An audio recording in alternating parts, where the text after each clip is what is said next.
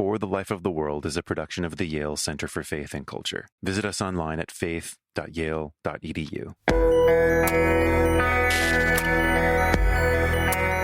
I've just always had a deep desire for this faith that I believe to have both revealed truth and historical truth. It has to speak to that broader world, whether it's using words like wholeness, integration, interior life. And there's a whole set of things that still, I think, emerge in mystics throughout the ages, saints, that you can bring to like the big public zeitgeist of the day. And I care about that, like constructive for this world, for this era, attending to reality as best you can, coming to it with compassion and a fellow participant in the wrinkles of the fabric, but always the weird ways in which hope doesn't die.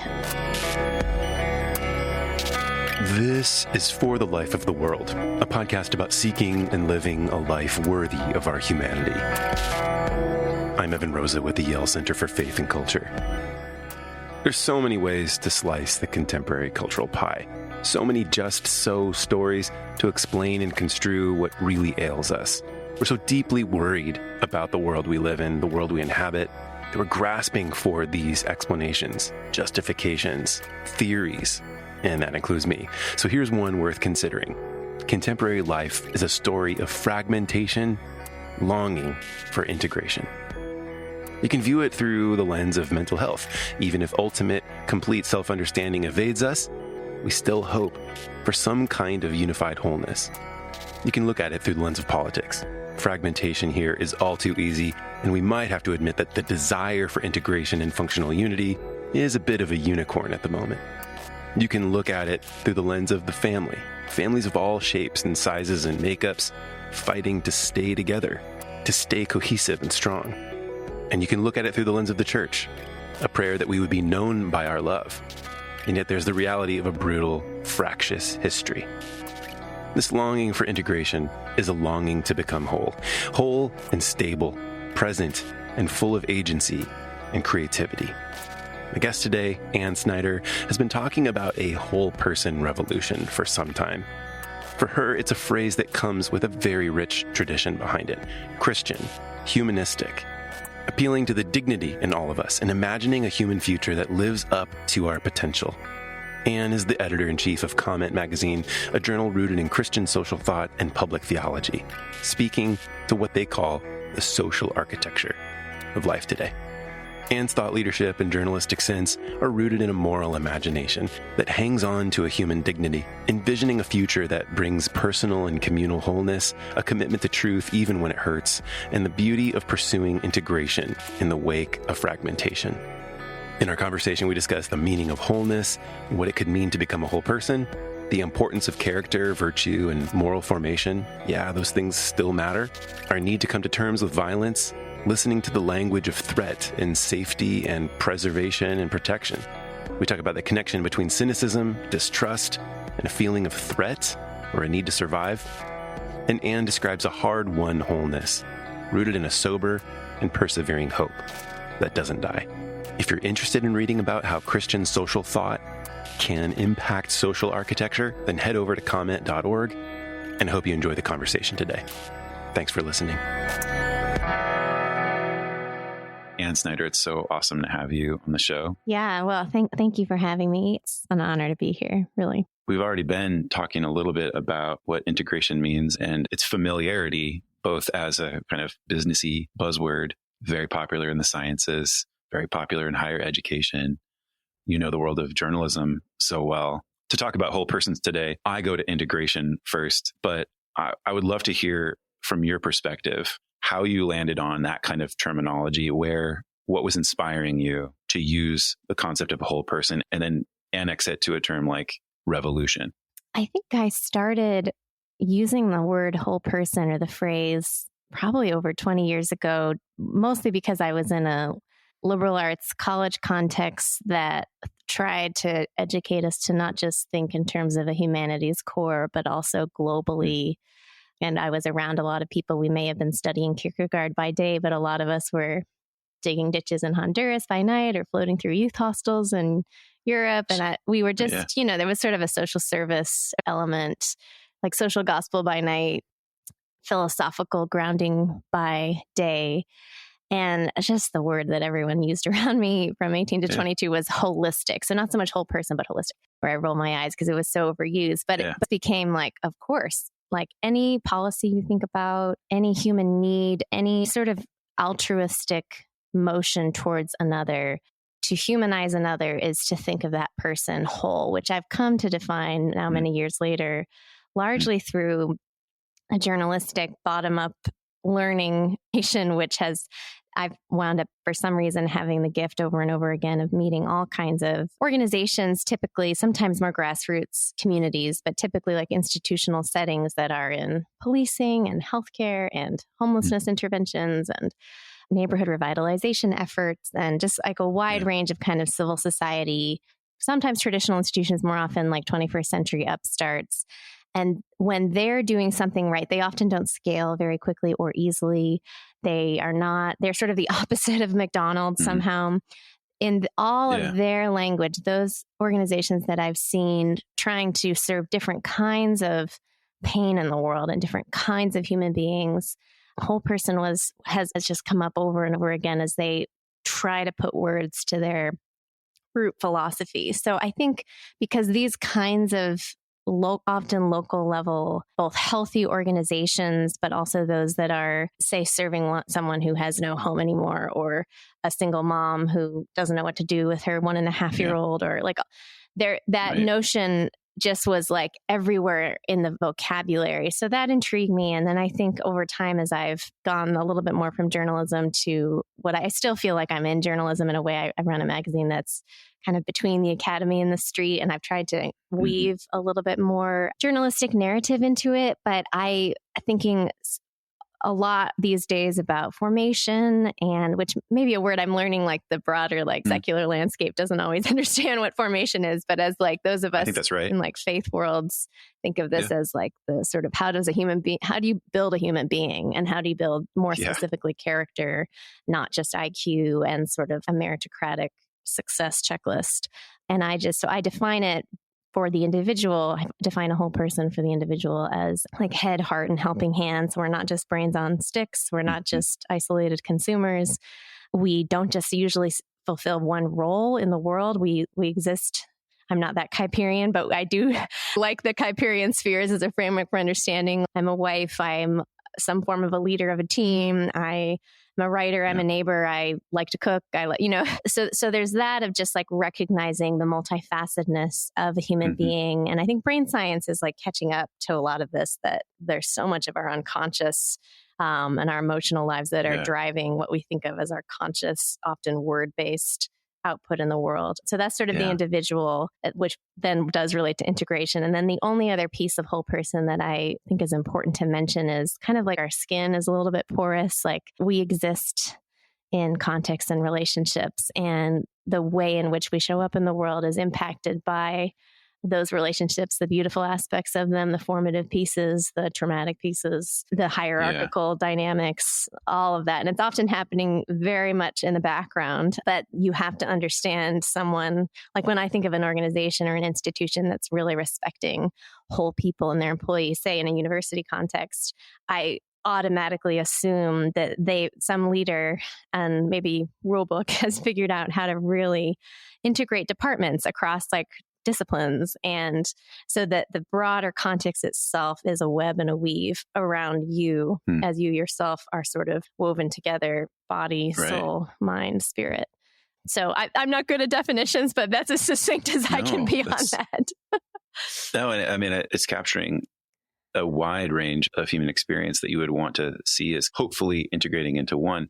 Perhaps this is to take a kind of step back from the individual level and just look at the societal level, the level of fragmentation that is sort of feels observable, whether it's characterized as political disintegration or like an issue of education and the crises that surround how to shape and form young children for the future of human society.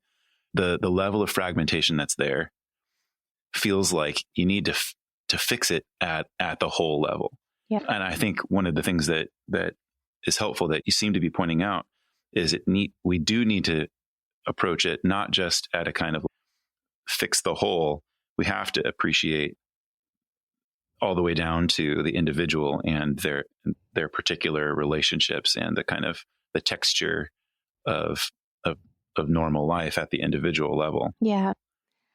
I've been thinking about this because comment is going to try to wander into more fraught waters thematically next year and just look at all things violence, which is, of course, a timeless theme, very timeless, huge, lots of terrain and philosophy, funny enough, as you well know, and trying to think about it specifically in the American context. I'm trying to think, okay, how do we do something fresh around guns? I mean, we've got to get like concrete about some of this stuff because this is real. Yeah. These are real bodies and just this huge question of like, how do we understand, like, what is going on that different groups of people have very different narration of why they feel threatened?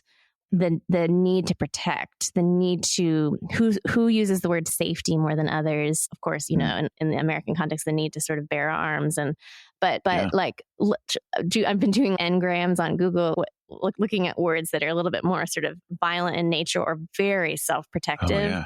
And I do think self-preservation and self-protection just is a thing in the zeitgeist of our time, more now than I think 10 years ago, than 10 years before that. I just sense the sort of moral compass behind a lot of social media statements, behind sort of like call to quote community or call to tribe is on all sides, like left, right, different groups with different inheritances and American experiences.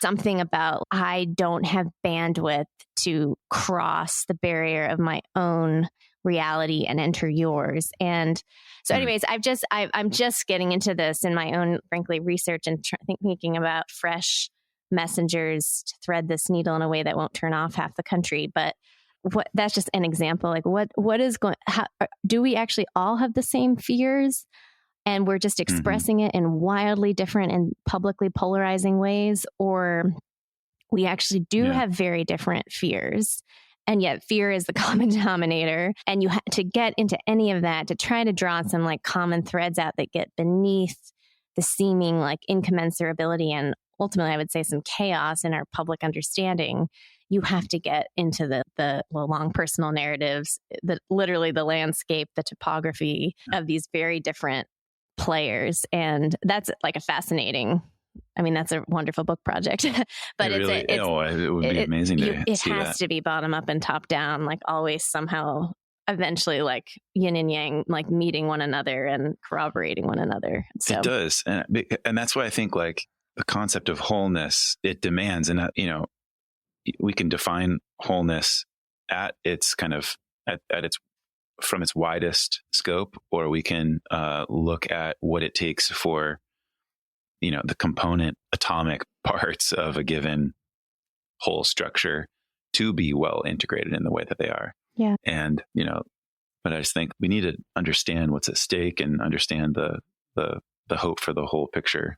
It also requires and it'll be interesting to see this develop ideally in like concrete, credible ways and not just super vague ways but the Western inheritance intellectually like has a certain definition of what is logical, has a certain like pedagogical way of you could argue it's the industrial model. It's 1 + 2 = 3. There's people way smarter than I but you've had different, somewhat new age intellectual movements over the last century. Like who's the guy who did integralism? You'll probably know who that is. Different colors, but you have sort of the hippie versions. You of course have indigenous, like truly indigenous, like ancient way. And I think the West is often critiqued, unlike the East, for being very reductive and doesn't think in terms of wholes. Likes to divide things up into binaries or more like we have more lines, whereas other parts of the word, if you'll forgive me, are like curvier.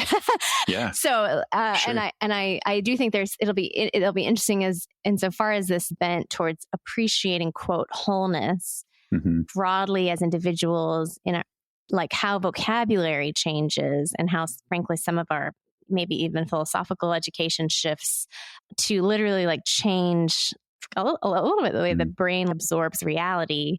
Yeah. I mean, I think about people who are like well past their second mountain, just in terms of both suffering and maturity and peace. And, you know, some of them live in this like, all is love. I don't have any such thing as an enemy. And I always feel there's a part of me that's still like Western enough in this intellectually where I'm like, no, but you probably do have an enemy. Could you just name, but they don't want to think that way. Like everything is connected. And I'm interested to follow that. There's an important place of belonging for like moral realities, right? There's got to be, because I think we intuit them at one level. We all intuit moral atrocities, whether they come up close or we just have the kind of lives that allow us to view them from afar. Those kind of moral realities are absolutely there. And I think that's a huge challenge to what you would think of as an easier kind of wholeness, but a hard won wholeness sure does sound appealing. Yeah. Where you can, and I would quote like Flannery O'Connor here, where you can, with one eye squinted, take it all as a blessing. I can see its place in my life, even if it's not one I ever would have wished for myself or anyone else, even if it's one that feels too severe, traumatic, or full of pain and suffering. We all still seek that kind of hard-won wholeness. And I think it's what makes us rightfully react to what feel like soft, and it's an easy wholeness. Right. It's easy to talk about. Yeah, exactly.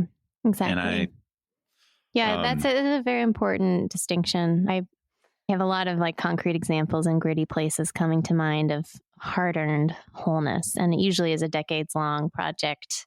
This is healing relational divides and brokenness. This is healing. And healing is even a word that I think has a tenuous place these days in our public life, which I'm pathetic to. And I feel like I need to meditate more on why that is. What moral realities do you find yourself most concerned with when it comes to this kind of hard-won wholeness? I mean, the first thing that comes to mind is age-old, but it feels disguised in a lot of therapeutic blessing these days. And that is just like the curling inward around the self.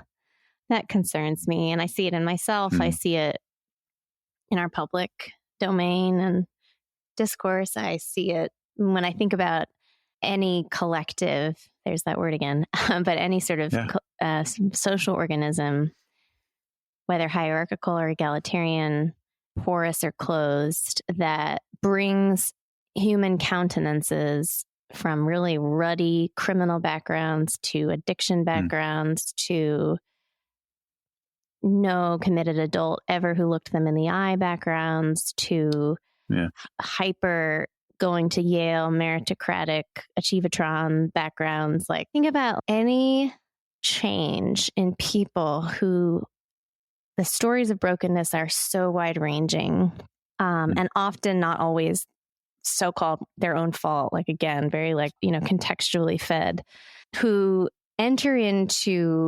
soberly enter into, that like philosophical, like sober-minded, they enter into a sort of regimen that could be 2 years long. It could be decades long. It could be just a new logic of life, new set of commitments, new set of New Year's resolutions, but it's communally held and accounted for, whose countenances shift from essentially like looking down to looking out with joy and self-respect and like healthy self-regard, but also regard for others, and like somehow wind up gaining the skills and that background, like embodied practical wisdom to sort of weave with others more fluidly, like whether it's learning how to be a great team player, whether it's being a person of encouragement, whether it's having a bit of a lightness of foot.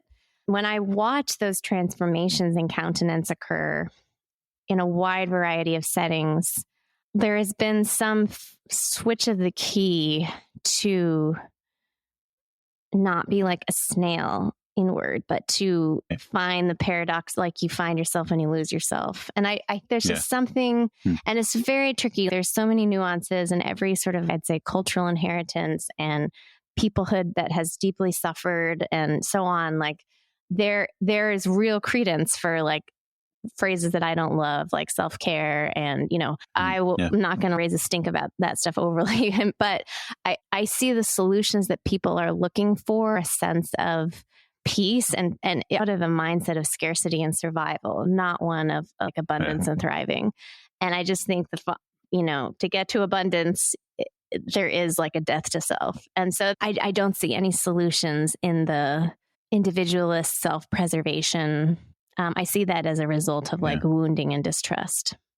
So that's the first thing that came to mind, like what troubles me. I share in that problem like everybody, partly. In my case, I often just attribute it to something as shallow as like feeling completely overwhelmed and overextended and too alone, and like dealing with like wanting to live and confront a whole world and address it and delight in it and labor in it and be whole myself, but so often feeling frittered in a million directions. So that's sort of a shallow, it's not a particularly like moral way of putting it, but I hear what you're saying. I want to ask it also through the lens of cynicism. You brought up cynicism earlier, and I do think that connections between distrust, a kind of existential threat that leads to a dire need to self-preserve, where there's the feeling of, I'm not sure I might make it through this day, or I can't handle that relationship. It has too many complexities. Right. I just need to cut it off. Sure. Some such purists, I think, often just in a desire to keep afloat. Yeah. And then we end up affirming that those elements of us which our better selves wouldn't want to affirm, would want to deal with, would want to just at some like basic level to transcend, perhaps for the sake of some grander vision of what we hope is true, what we hope is possible for us in terms of our felt sense of purpose and the meaning of all this. And I'd love to just get some of your thoughts on factor of cynicism and distrust and how that threatens whether it's an individual or a community. I mean, I think so much of cynicism, the only way to cut through it is, here's the personalist in me, it's consistency, consistent, ritualized, embodied presence with another person or group of people. I'm reminded of how I was kind of a second family for us in my early marriage. Pre-COVID was a pretty rambunctious group of 20-somethings, late teen 20-somethings who were all artists. Most of them had not grown up with a committed adult or kind of parent in their lives. Some still had like moms. They were from pretty, tough parts of town in DC, and we had weekly dinners and holidays, and it's its own story of how this sort of chosen family all grew. It was about 30 people by the time COVID hit, of probably like 20 young people. And then there were about 10 of us who were like older adults who sociologically came from like a lot more like social capital and, like aunts and uncles essentially. And I felt, and this could be my naivete or ignorance, or certainly I'm sure privilege speaking, but I felt that it was a table of radical mutuality, a lot of joy. We would all cry together, had different things to share about our lives. Like even despite the fact that, a girl had just gotten raped 2 days prior and there was a gun in the house, and there was like all these horror stories. And I had like stories of like how it was just really difficult to get the word character through the public square. It was just, we were at our stuff. Talking about a different kind of obstacle. Oh yeah. And it was, but I felt like this is a picture of what it is to just gather across our, in this case, socioeconomic and racial, ethnic, zip code divides around one table. And this is truly a feeling of family, and we're having to bridge to one another's cultural reference points. And COVID hit, and with distance, and then frankly, the politics of the summer of 2020 and sort of out of isolation came this fervor in that whole summer, which we all remember, much of which was, in my view, justified. And sometimes a country needs a shock of a wake-up call instead of like gradual reform. So I remember like the relationships in that community, the Instagram posts I was watching, and even text messages and stuff. It was like, all you people, your silence is violence, and all those like hashtag. And I remember just thinking, gosh, like just in a few months of not being able to show up as complex human beings and their power imbalances, of course, because of what the world like gives to each of us. And yet, there's age different, there's the chasms that I felt like we were at least, if not able to band-aid, at least feel melt away to some degree through music and good food and like intentional times of sharing what we were grateful for and what sucked that week, etc.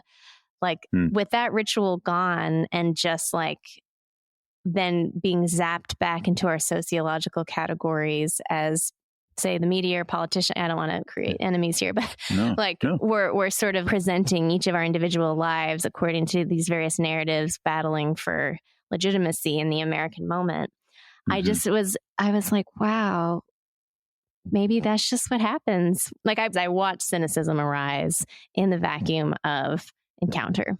And I hate to be so basic about it, and that doesn't scale very quickly or easily, but something about that I think is a key to what a lot of us have lost. And I think a lot of us might be a little less cynical and I'm someone who travels on airplanes a lot for my work, but if we all just stopped flying airplanes and stayed put, maybe a lot of the problems in the country would be resolved if we just kind of really knew every neighbor and really knew and I say that in a socially rich, overly educated city. I'm not sure I would say that if I was living in rural Ohio. So again, these get to how do you feel when you're on the inside of a community that feels like its soul is dead and its brains are gone? And, I'm saying this from my context, but.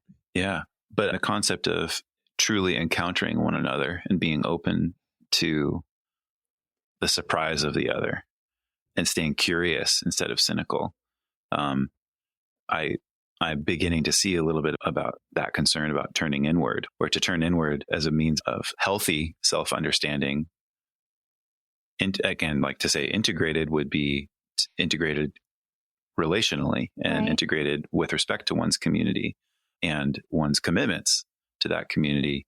And then if that's encouraged to a point or allowed to persist to a point where it prevents us from truly seeing another individual across from us as another universe of interesting things and a universe of potential, maybe that there's all sorts of possibilities that transcend our own expectations or assumptions about what they might be.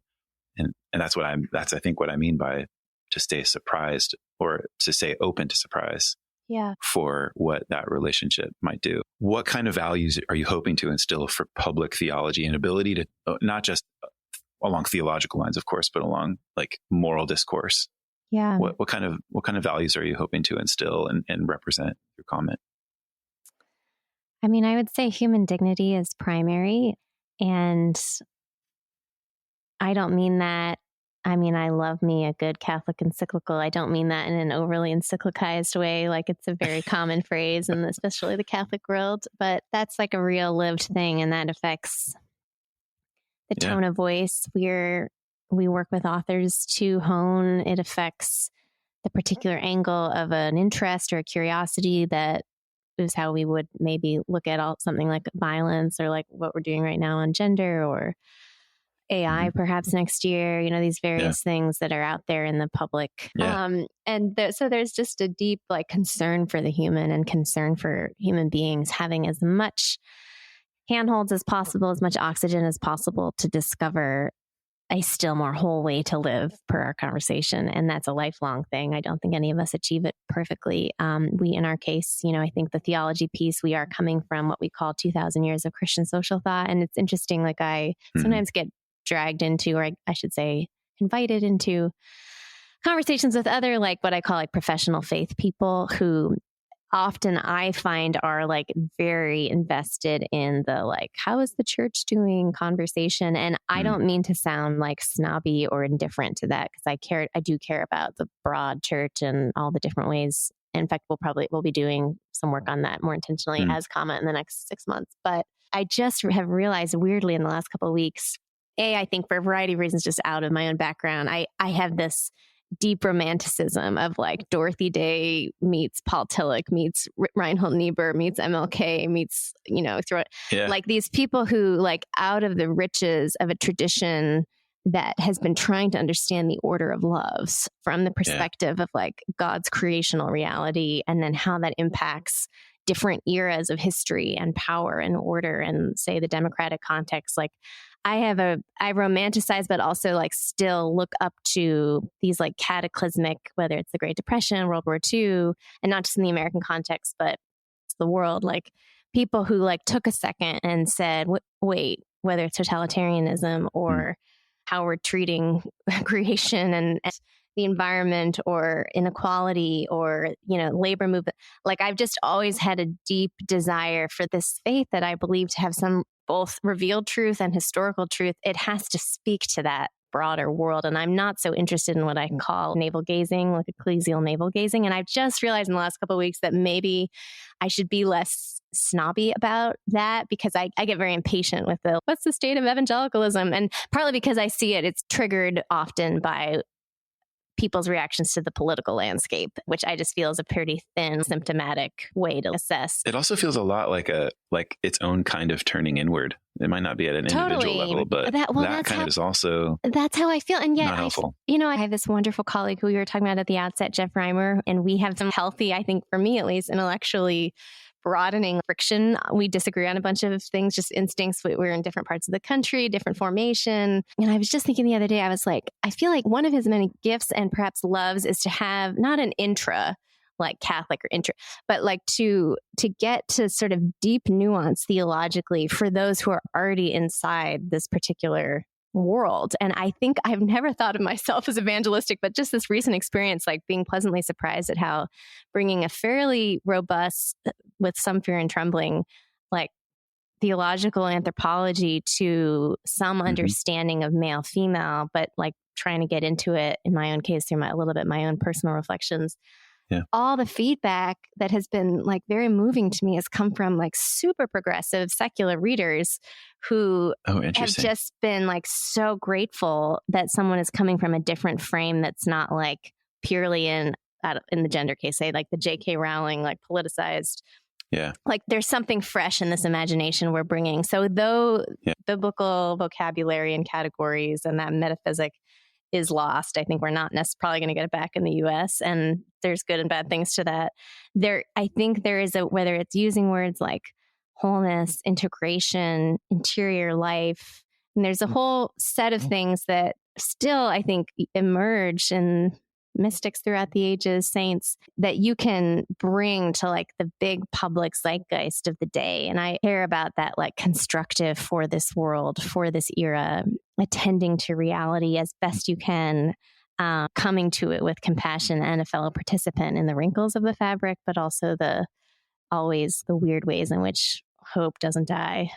So I was going to read you something. I was thinking about public theology because I don't feel I define it in a very succinct way. I was doing a project. I was running comment, but I started this other thing called Breaking Ground, which I was digging into this longer standing Christian humanist tradition, which is how I'm tentatively trying to label or couch a lot of what comment is trying to do in the world. And not a lot of people of faith of a certain generation don't like that phrase because they hear humanist and they hear like godless and so on. But anyways, that's its own conversation. Interesting. Speaking of words and interpretations. But there was this body of people in World War II actually, or prior to the war, who were like sensing something amiss in Germany in the 1930s. And it was basically like some sociologists, philosophers, physicists, people in pretty senior levels of government who came from all over Europe, starting in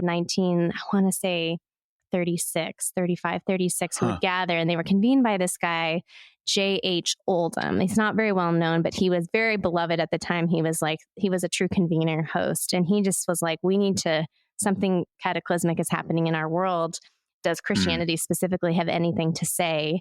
What is the role of education in forming human beings? They were big questions, and he would gather these people, and they would meet regularly, come prepared with like lectures and debate. And then as the war started, and then especially the UK got into it, it became more and more difficult and logistically like perilous for them to gather, but they still would. So back in 21, they were an inspiration for me as I was thinking about this Breaking Ground project in the context of the pandemic.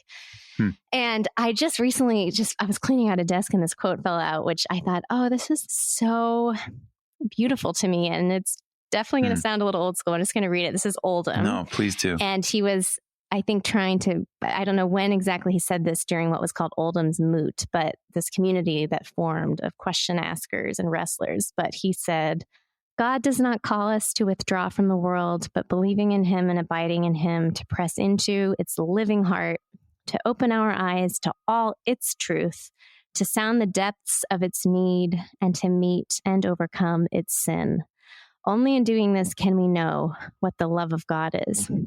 It is only in attempting to apply the law of Christ to the whole of our social and national life, and in seeking to evangelize the whole world, that we shall become rooted and grounded in love. I just sort of appreciated the charismatic, prayerful element of public theology that I see emblemized both in his life and in this statement. And the sense of like you discover God through like uncovering the reality of our world and all of its like moral topography. And that's actually there that you somehow discover the infinite depths of this love that has a way of moving in real ways we can name and see in our lives and in the broader body politic. Amazing. And seeing that the end of that quote, that it's cognizant of a kind of love, loving presence that's there. I think that's characterizing wholeness as a kind of love. Yeah, exactly. Seeking a whole person revolution through love is quite fitting and is not a tired turn whatsoever. Amen. Yeah, that was beautiful. I'm really grateful for your work and comment. What I see as a kind of curiosity and patience for just a wide range of intellectual work that really has social feet. Oh, thank you. Thank you, Evan.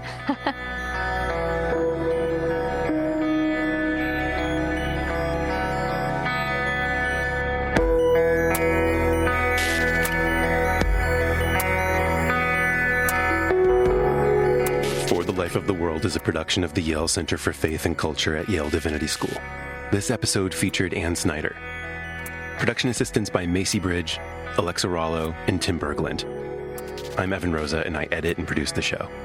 For more information, visit us online at faith.yale.edu, where you can find past episodes, articles, books, and other educational resources that help people envision and pursue lives worthy of our humanity. If you're new to the show, remember to hit subscribe in your favorite podcast app so you don't miss an episode. If you're a faithful listener and you like what we're putting out, we have a request. Would you tell a friend? Would you share an episode? Maybe you could hit the share button for this episode, send a text or an email to a friend, put it in your social feed. You could even add a short review of the show in Apple Podcasts, sharing about a particular episode or the show in general. Whatever it is, in your own words, we'd love to know what's most meaningful to you. Thanks for listening, friends.